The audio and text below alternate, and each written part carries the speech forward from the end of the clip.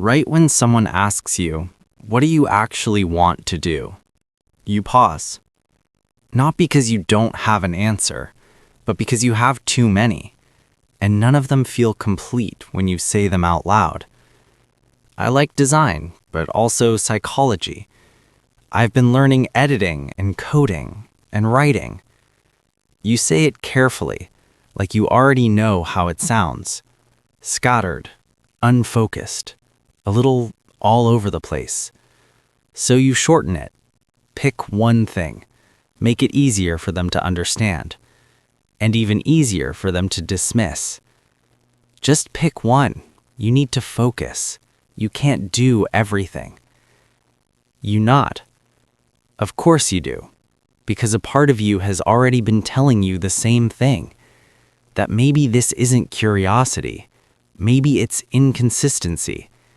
That maybe you're not exploring. You're just avoiding commitment. So you try. You try to narrow it down. Cut things off.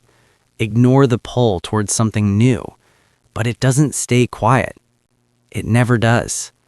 Because a few days later, you're deep into something else again. A new idea. A different skill. Another direction that suddenly feels right.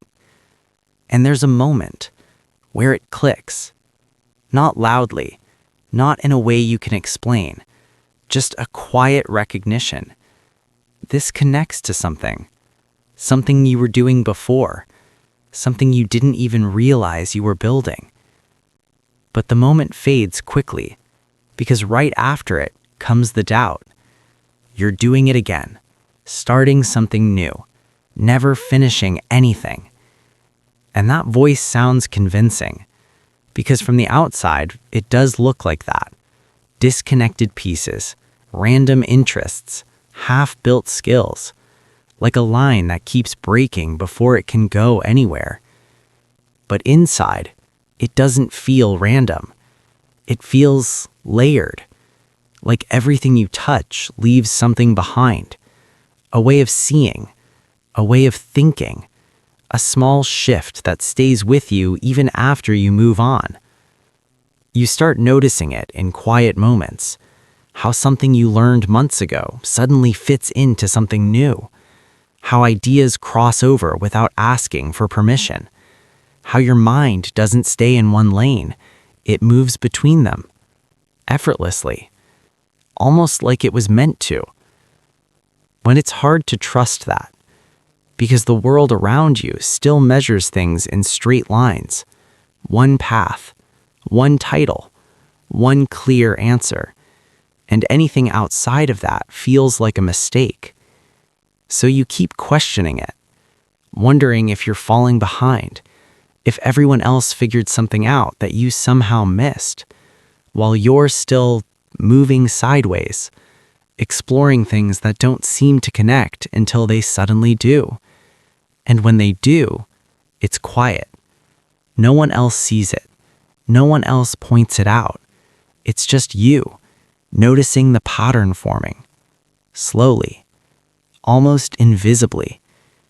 It's like your mind isn't trying to become one thing. It's trying to become a shape, not a straight line. Something else. Something that branches out and then comes back together. Something that can hold more than one direction without breaking.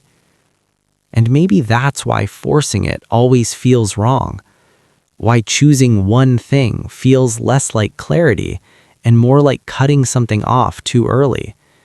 Because what looks like distraction might actually be construction. Not the kind that's easy to see. Not yet. There's a different kind of pattern forming here. One where depth doesn't come from staying in one place, but from carrying pieces from many places and letting them collide. Quietly. Until something new appears. Something that doesn't look like any single thing you started with. And maybe that's the part that's hard to explain. Why you can't just point to one skill and say, this is it. Because it's not one thing. It's the way they connect. The way you connect them. the way your mind moves between ideas that other people keep separate. And for a long time, that feels like a flaw, like you're doing something wrong without knowing exactly what. Until one day, you stop trying to compress it. Stop trying to turn it into something simpler than it is. And you just notice it. The pattern. The way everything you've touched is still there. Not wasted. Not random. Just waiting. And suddenly, it doesn't feel like confusion anymore. It feels like structure. A different kind. One that isn't obvious at first. One that doesn't rush to make sense. But once you see it, you can't unsee it. And that question, what do you actually want to do, starts to feel a little different. Not smaller, just incomplete. Because the answer was never just one thing. It was always going to be more than that.